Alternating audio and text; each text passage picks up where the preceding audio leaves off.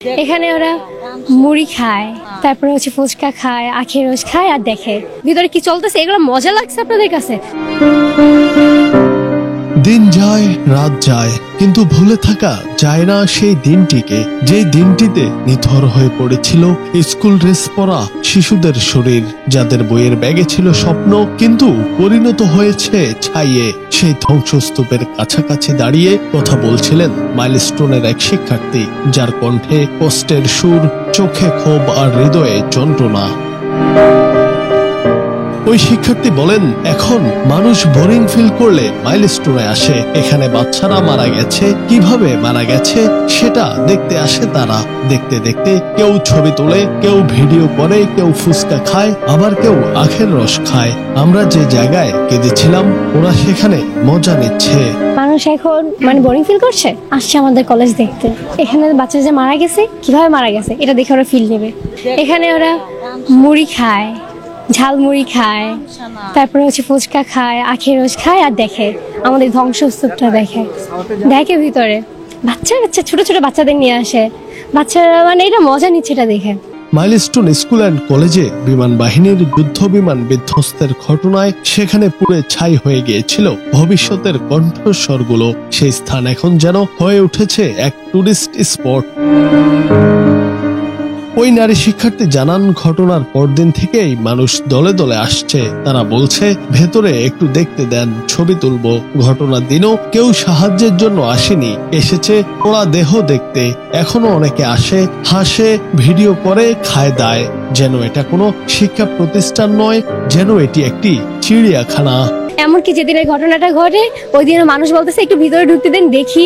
আরে ভাই, এখানে দেখবেনটা কি? এখানে বাচ্চাগুলো পুইরা যেতেছে, ওদের পোড়া দেখবেন? ওরা কিভাবে পুরা লাশ হতেছে ওটা দেখবেন? ওদের সাহায্য করবেন না? আপনারা গাড়ির ভাড়া বাড়ায় দেন, পানির দাম বাড়ায় দেন, আর আপনারা আসতেছেন এখানে দেখতে যে কি হইতেছে, ভিতরে কি চলতেছে। এগুলো মজা লাগছে আপনাদের কাছে? যে এগুলো প্লিজ যাইতে দেন, একটু দেখি। ভিতরে যাইতে পারলাম না, ভিড়ের কারণে যাইতে পারলাম না, এটা কি ধরনের কথা? এখানে ভিতরে জ্বলতেছে, আগুন জ্বলতেছে, আর ওনারা যাইতে পারতেছেন, এটার জন্য আফসোস করতেছে। কেউ কেউ তো হাই শেষে ভিডিও করতেছে, টিকটক করতেছে আমাদের কলেজ নিয়ে। এটা তো আর কলেজ না, এটা তো জু হয়ে গেছে।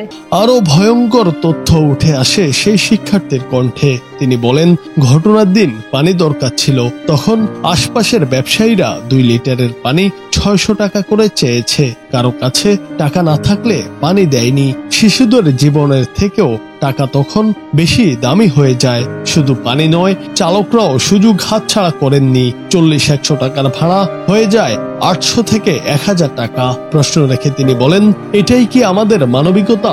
শিশুদের মৃত্যুর দিনেও আমরা টাকা নিয়ে ভাবি। হ্যাঁ, এটা তো ব্যবসা বানাই ফেলছে। আমরা তো পারলে এখন এখানে যদি টিকিট দেই না, আমাদের কলেজ তো এখন কারোর পাতি হয়ে যাবে। যদি এখানে টিকিট দিয়ে আমরা এটা পার্ক বানাই ফেলি।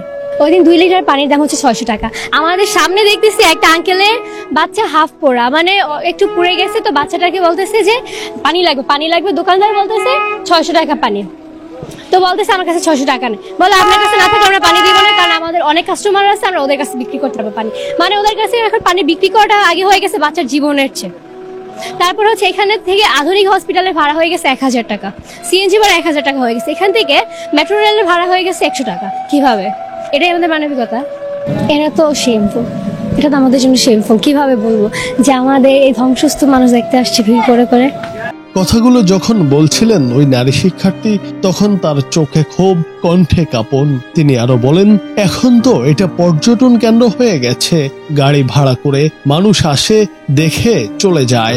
শুধু জানে এটা একটা পর্যটন কেন্দ্র হয়ে গেছে। এখানে সবাই এখন গাড়ি ভাড়া করে, ক্যাব ভাড়া করে এখানে আসতেছে এটা দেখতে যে এখানে কি হইতেছে। এমন বাস্তবতা আমাদের সামষ্টিক বিবেককেই প্রশ্নবিদ্ধ করে।